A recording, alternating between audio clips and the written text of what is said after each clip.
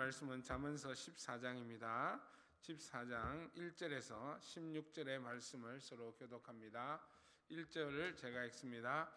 지혜로운 여자는 집을 세우지만 어리석은 여자는 제 손으로 집을 무너뜨린다. 바른 길을 걷는 사람은 주님을 경외하지만 그릇된 길을 걷는 사람은 주님을 경멸한다. 미련한 사람의 말은 교만하여 매를 자청하지만 지혜로운 사람의 말은 그를 지켜준다. 소가 없으면 구유는 깨끗하지만 소가 힘이 있으면 소출이 많아진다. 진실한 정의는 거짓말을 아니하여도 거짓 정의는 거짓말을 뱉는다. 거만한 사람은 지혜를 구하여도 얻지 못하지만 명철한 사람은 집게 지식을 얻는다. 미련한 사람의 앞을 떠나라. 내가 그의 말에서 지식을 배우지 못할 것이다. 슬기로운 사람의 지혜는 자기가 가는 길을 깨닫게 하지만 미련한 사람의 어리석음은 자기를 속인다. 어리석은 사람은 속죄 제사를 우습게 여기지만 정직한 사람은 하나님의 은총을 누린다. 마음의 고통은 자기만 알고 마음의 기쁨도 남이 나누어 가지지 못한다. 악한 사람의 집은 망하고 정직한 사람의 장막은 흥한다. 사람의 눈에는 바른 길같이 보이나 마침내는 죽음에 이르는 길이 있다. 웃어도 마음이 아플 때가 있고 즐거워도 끝에 가서 슬플 때가 있다. 마음이 비뚤어진 사람은 자기가 한 만큼 보응을 받고 선한 사람도 자기가 한 만큼 보응을 받는다.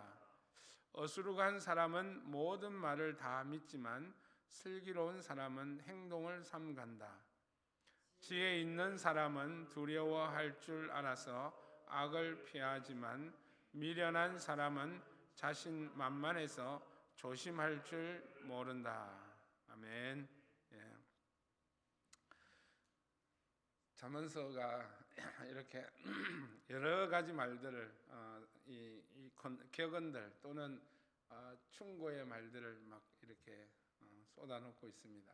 때로는 이걸 막 정리하기도 힘들고 이렇게 많은 주제들을 한꺼번에 이렇게 갖다 놓은 것 같습니다.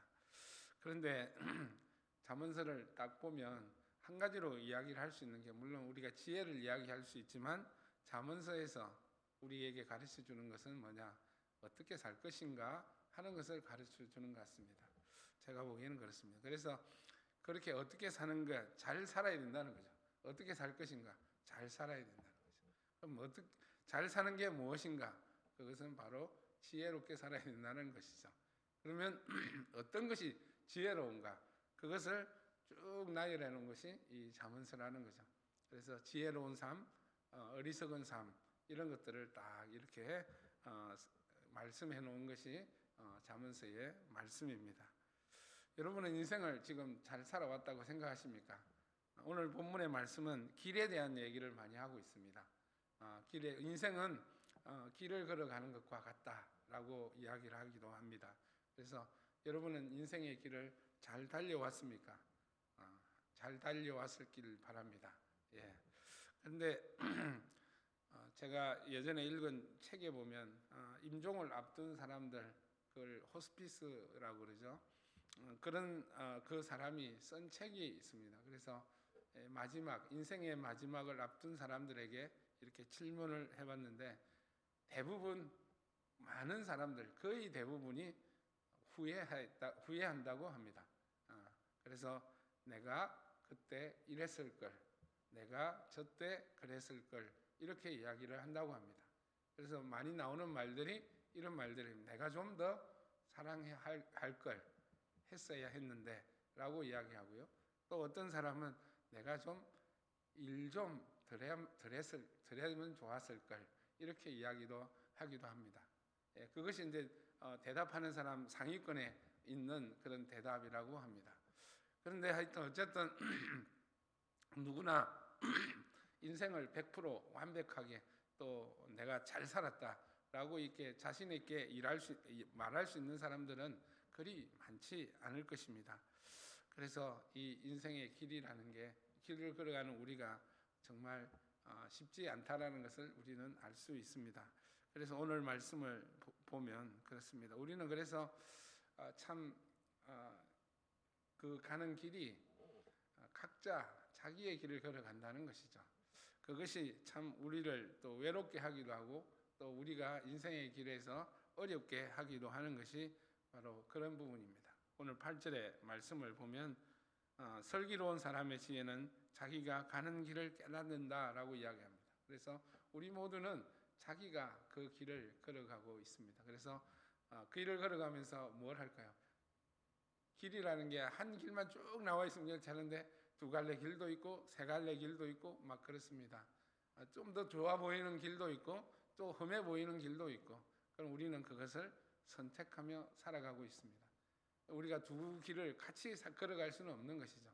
길을 선택하면서 살아가고 있다는 거죠. 그 선택의 몫은 누구의 몫이냐? 우리의 몫이라는 것입니다. 그래서 오늘 말씀에 보면 그래서 그 선택에 대한 책임은 누구에게 또 있느냐? 우리에게 있다라는 것을 또 이야기를 하고 있습니다.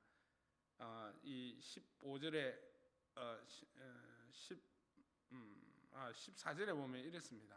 마음이 삐뚤어진 사람은 자기가 한 만큼 보응을 받고 그 다음에 선한 사람도 자기가 한 만큼 보응을 받는다라고 이렇게 이야기를 합니다.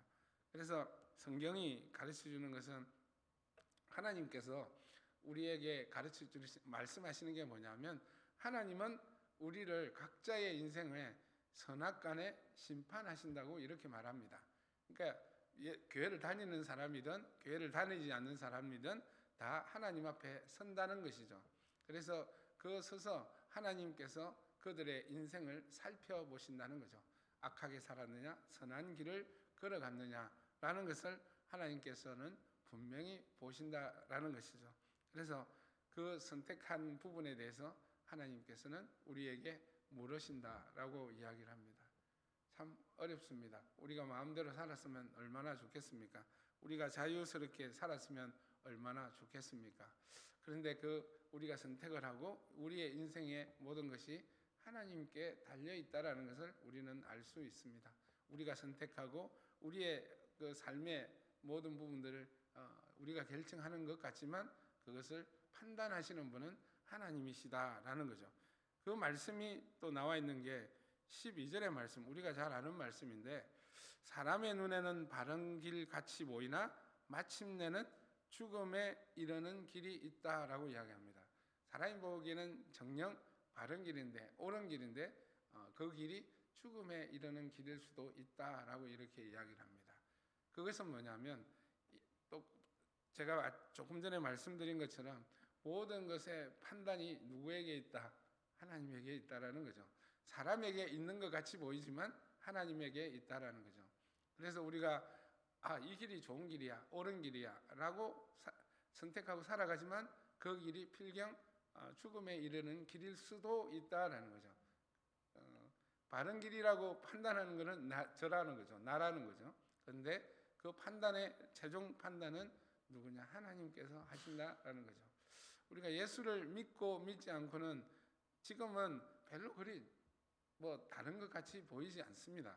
그러니까 예수를 믿고 안 믿고는 그리 다른 것 같이 보이지 않는데 결국 세상 사람들, 예수를 믿지 않는 사람들은 자기가 지금 살아가고 선택하고 있는 그 길이 정말 바른 길이고 좋은 길이고 엄청나게 기쁜 길이라고 이야기하지만 결국에는 하나님께서는 우리를 보실 때 무엇으로 보시냐는 거죠. 하나님은 우리가 예수 그리스도 안에서 믿음으로 살아가는, 그리고 하나님께서 말씀하신 대로 선한 길로 살아가는 저와 여러분들을 칭찬하시고 기뻐하신다라는 것을 저와 여러분들은 아시기를 원합니다. 바로 이 말씀이 그 말씀이라는 거죠. 우리가 선택한 길이 바른 길 같이 보이지만 결국 바르고 거르고 이런 부분들을 모두 판단하시는 분이 누구냐? 하나님이시다라는 말씀이 바로 12절의 말씀이라는 것을 우리는 알기를 원합니다. 이게 사실은 엄청난 말씀이거든요. 우리는 우리의 자유에 따라 선택하고 그렇게 살아가지만 그 모든 것을 보시는 분은 누구시냐? 바로 하나님이시라는 것이라는 거죠. 그래서 우리가 저와 여러분 인생을 살아갈 때 정말 이 어떤 마음으로 살아가야 될까요? 우리 오 집사님이 자주 말씀하시는데 코람데오입니다. 코람데오.